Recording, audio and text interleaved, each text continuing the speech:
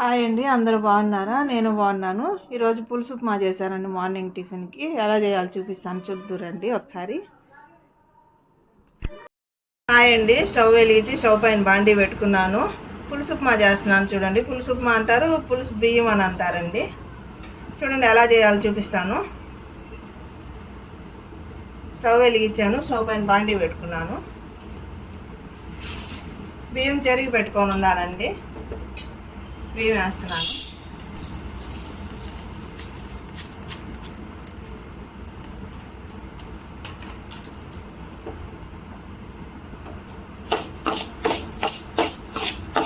బియ్యం వేసుకున్నాక ఇలా కలబెట్టాలండి. బియ్యం బాగా వేగాలి.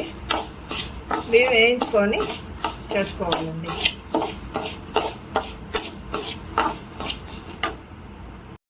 చూడండి బియ్యం బాగా వేగాయి. ఇప్పుడు రైస్ కుక్కర్లో వేసుకుంటానండి.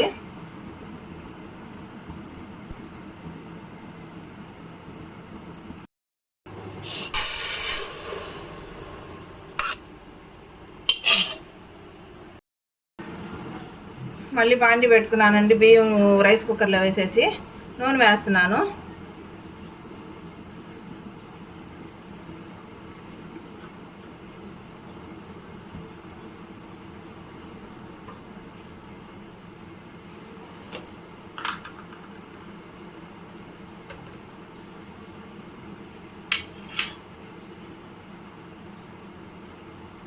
నూనె వేడయ్యాక ఆవాలు, జీలకర్ర,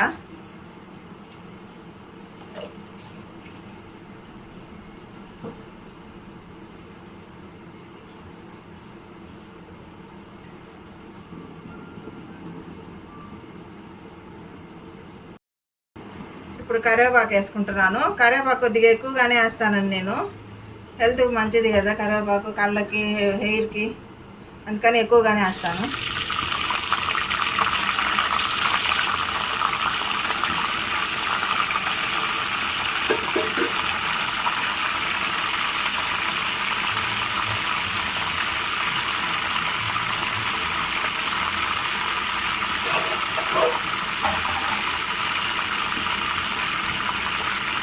ఇప్పుడు పచ్చెనగపప్పు, శనక్కాయ పప్పు, ఉద్దిపప్పు 3 కలిపి వేస్తున్నానండి.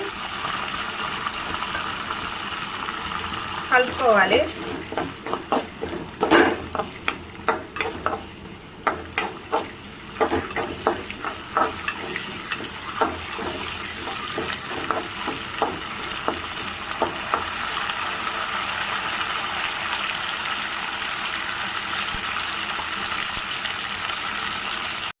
చూడండి కరివేపాకు కొద్దిగా వేయినాక ఎర్రగడ్డ వేస్తున్నాను. 2 పెద్ద సైజు ఎర్రగడ్డ తీసుకున్నానండి.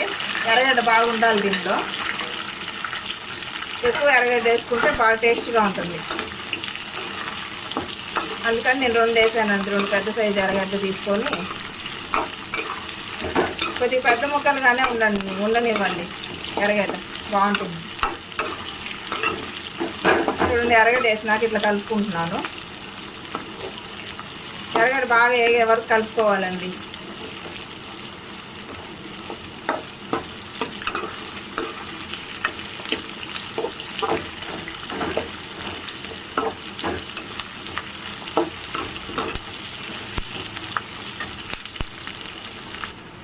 చూడండి ఎర్రగడ్డ బాగా వేగింది.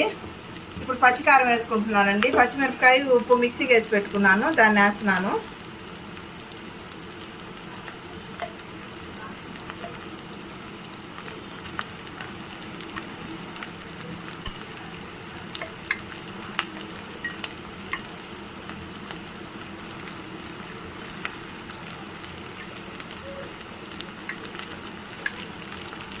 కారం చూసి వేసుకోండి. పచ్చిమిరపకాయలు కారంగా ఉంటే కొద్దిగా తక్కువగా తగ్గించేసుకోండి, బాగుంటుంది. ఈ ఎండలు కారం తినాలన్నా భయంగా ఉంది.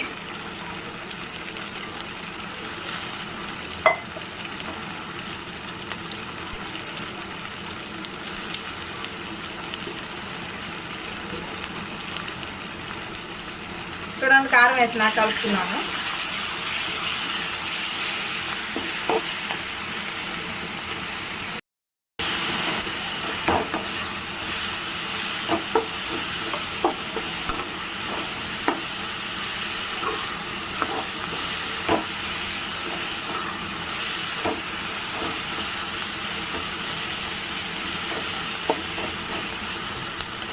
వేసి కలుపుకున్నాక ఇట్లా ఒక 5 మినిట్స్ మూత పెట్టేసి పెట్టండి, కారం పచ్చి వాసన పోయే వరకు. లో ఫ్లేమ్లో పెట్టండి, మంట లో ఫ్లేమ్లో పెడితే మాడకుండా ఉంటుంది. చూడండి పచ్చి వాసన పోయింది. పచ్చి కారం వేసాం కదండి, పచ్చిమిరపకాయలది, అది వాసన పోయింది. ఇప్పుడు పనస గింజలు వేస్తున్నానండి. దీనిలో ఇష్టం ఉండే వాళ్ళు వేసుకోవచ్చు, లేకపోతే లేదు. నేనైతే వేస్తాను పనస గింజలు.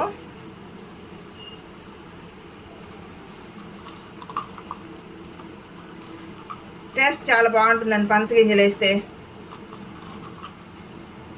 ఇది మా అత్తగారి వంట, బాగా చేస్తుంది మా అత్తమ్మ. ఈ టిఫిన్ ఎక్కువ మందికి తెలుసో తెలియదండి. ఎవరెవరికి తెలుసో కామెంట్ సెక్షన్లో కామెంట్ చేయండి.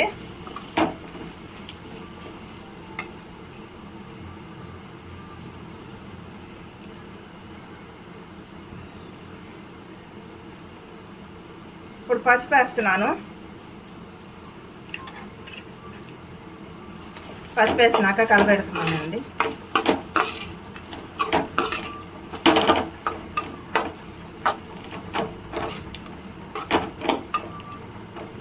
అన్నీ వేసినాక కలపెట్టేసి మూత పెడుతున్నాను.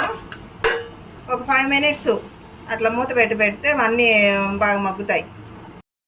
నీటి పక్క వేడి నీళ్ళు పెట్టుకున్నానండి. స్టవ్ పైన రెండో పక్క వేడి నీళ్ళు పెట్టుకున్నాను ఎసురు పోసేదానికి. చూడండి అన్నీ బాగా వేగాయండి. చూడండి అన్నీ బాగా వేగినాయి.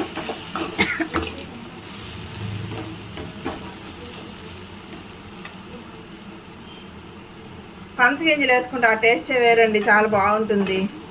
మీరు కూడా ఒకసారి వేసి చూడండి. ఇప్పుడు చింతపండు నానబెట్టేసి రసం తీసి పెట్టున్నానండి, దాన్ని వేసుకుంటున్నాను. మనం కొలత ప్రకారం వేసుకోవాలి. నేను 3 గ్లాసులు బియ్యం వేసుకున్నాను, దానికి ప్రకారం వేసుకుంటున్నాను. మీరు అలాగనే వేసుకోండి. మళ్ళీ ఎక్కువైతే నీళ్ళు ముద్ద అయిపోతుందండి, సంగటి అయిపోతుంది, తినేదానికి అంత బాగుండదు. పొడి పొడిగా ఉంటేనే టేస్ట్గా ఉంటుంది. చూడండి 1 గ్లాస్ వేసుకున్నాను చింతపండు పులుసు. నీళ్ళు వేడి చేసి పెట్టుకొని ఉన్నాను కదండి.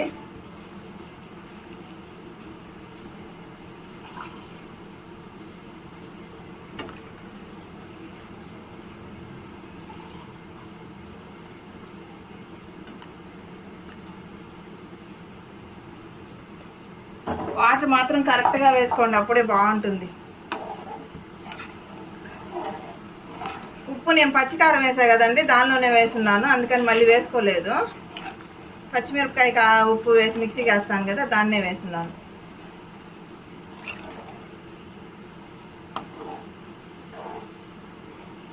చూడండి నీళ్ళు వేసుకున్నాక మూత పెట్టేస్తున్నాను, ఎసురు కాగే వరకు, కొద్దిగా తెల్లే వరకు.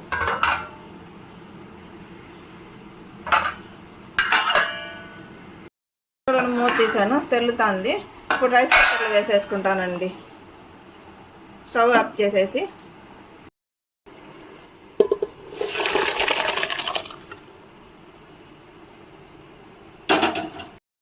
అంతే అండి, రైస్ కుక్కర్లో వేసేసుకున్నాను. మూత పెట్టేసి ఇంక రైస్ కుక్కర్ ఆన్ చేసేస్తాను. చూడండి వేడి వేడి పులుసు ఉప్మా రెడీ అయ్యింది. ఈ టిఫిన్ మా అత్తమ్మ దగ్గర నేర్చుకున్నానండి, ఆమె చేస్తా అంటే చూసి నేర్చుకున్నాను. ఈ టిఫిన్ ఎవరెవరికి తెలుసో కామెంట్ సెక్షన్లో కామెంట్ చేయండి. లైక్ చేయండి, షేర్ చేయండి, సబ్స్క్రైబ్ చేయండి.